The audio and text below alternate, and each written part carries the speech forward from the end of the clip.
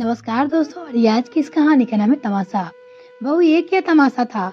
ये सब लड़कियां कौन थी और तुमने उन्हें यहाँ क्यों बुलाया था? सुनंदा जी गुस्से में बहू राशि से बोली। मुझे उनसे काम था। संक्षिप्त उत्तर दे राशि एक बंद पड़े कमरे की ओर बढ़ गई। अब वहाँ क्या करने जा रही हो? जब से आई हो दिमाग खराब करके रखी हो। पता नहीं क्या सोच रही कर तुम्हें विवाह कर बहू बनाकर घर ले आए थे।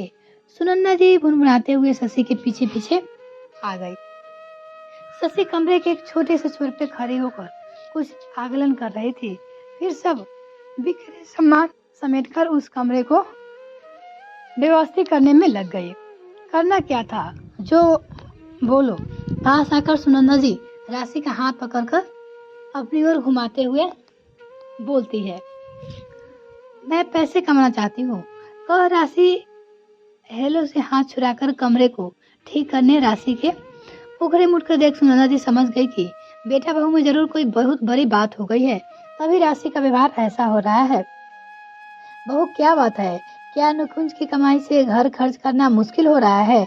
जो तुम अभी ये क्या नया सपना देख रही हो, ये सब शोभा देगा क्या हमें? सुनंदा जी ने अपनी बहू से कहा। हाँ माँ जी, यही समझ लीजिए। मैं एक नया सपना देख रही हूँ। क्या लड़कियों को अपने सपने पूरे करने का कोई हक नहीं होता? राशि ने पूछा। बहू, ये कब कर रही हो कि लड़कियों को सपने पूरे करने का हक नहीं है? पर कुछ दिनों से देख रही हूँ तुम दोनों बीच से सब ठीक तो ना है? कुछ छिपाना मत, मुझे घबराहट हो रही है। सुनंदा जी सच में परेशान हो गई। अभी शादी को साल भी नहीं हुआ है और बेटा बहू के बीच अनबन होना सही संकेत नहीं दे रहा था। हालांकि शादी के समय सुनंदा जी को पता था कि राशि हमेशा कुछ अलग करना चाहती है। उसने पढ़ाई के साथ पेंटिंग, गिटार, कुकिंग और एम्ब्रॉयडरी का काम भी सीखा हुआ था। अपने आसपास के लोगों को भी सिखाया भी करती थी। शादी के बाद शहर भी छूट गया और ये काम भी। वो कई बार दबे स्वर से कहती थी कि मुझे कुछ काम करना है। मेरा हमेशा से सपना रहा है कि कुछ करने का, पर निकुंज हमेशा यह कर कर चुप करा देता कि ये घर है, माँ है, इनके साथ रहो। घर पे ही 100 काम होते हैं, वो काम करो। लड़कियों को ज्यादा सपने नहीं देखने चाहिए, उसके पति हमेशा कहते थे। राशि चुप रह जाया करती। बोल ना बहू। ये सब याद आते सुनंदा जी ने कहा, माँ जी, निकुंज के पैसे कम नहीं है और वो मेरी खुशियाँ कम हो रही है। इतने बड़े घर में मुझे बड़ी खुशी नहीं मिल रही है। मेरा सपना शादी के इन सब खुद को झोंक देने का कभी नहीं था। कुछ दिन पहले मेरी एक सहेली से फोन पे बात हो रही थी। बातों बातों में उसने पूछा, क्या करती है दिन भर घर में? मैंने कहा कि घर का काम। जब उसने पूछी क्या करती हो तो बताया उसे एक संस्था बना रखी है, लड़कियों और महिलाओं को स्वरोजगार अवसर देती है। मेरे दिल में भी इच्छा हुई कि उसके पास जाकर देखूं और उसके साथ जुड़कर काम करूं। ये बात जब निकुंज के बीच पड़ा तो यहाँ तक कि ये कह दिया कि कहीं बाहर जाकर सपने पूरे करने की जरूरत नहीं है। पति बोले, चुपचाप घर में रहो, माँ अकेले रहे वो मुझे पसंद नहीं, हमारे साथ रहने आई हो।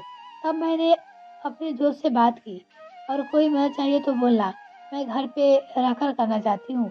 तो उसने सलाह दिया कि कुछ ऐसी लड़कियां हैं जिसमें हुनर बहुत है और सही दिशा निर्देश के बिना वो सही काम नहीं कर पा रही है। तू चाहे तो उन्हें एम्ब्रॉयडरी, पेंटिंग और कुकिंग सिखा दे। वो लड़कियां इसलिए ही आई थी, कल से वो सीखना आएगी।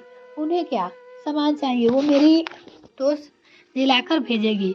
फिर उन सामानों को बेचकर जो पैसे आएंगे वो हिसाब से सबको दे देंगे।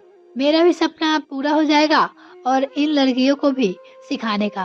राशि ने अपनी बात अपनी सास से कह दी। अच्छा सोचा है बेटा, पर निकुंज? सुनंदा जी कुछ सोचते हुए बोली, माँ, अब उसकी परवाह नहीं करिए। मुझे घर में रहना था, जो मैं करूंगी वो निकुंज के जाने के बाद और उनके आने से पहले। खत। राशि ने लापरवाही से कहा, वो तो ठीक है बेटा, पर सुनंदा जी कुछ चिंतित होते हुए अपनी बहू राशि से बोलती है, पर क्या माँ, आपको भी लगता है कि कुछ गलत करने जा रही हूँ? माँ, अभी पैसे की कमी नहीं है, सही बात है, पर थोड़े समय जम जाए तो उसमें बुराई क्या है? आप दोगी ना मेरा साथ? राशि अपनी सास सुनंदा जी से पूछी।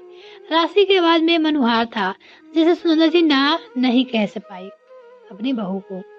राशि ने अपने सपने को पूरा करने के लिए अपने हिसाब से तरीका चुन लिया था। दोस्तों, हम सब में कोई ना कोई हुनर होता है, काबिलियत होती है, सपने होते हैं जो कहीं ना कहीं पूरे नहीं हो पाते हैं। बस पहल करने की जरूरत है और वो हमें खुद ही करनी होगी, कोई और नहीं कर सकता। तो इसलिए खुद ही कदम उठानी पड़ती है। ये कहानी आपको कैसी लगी कमेंट सेक्शन में जरूर लिखिएगा। इस वीडियो को देखने के लिए बहुत बहुत धन्यवाद।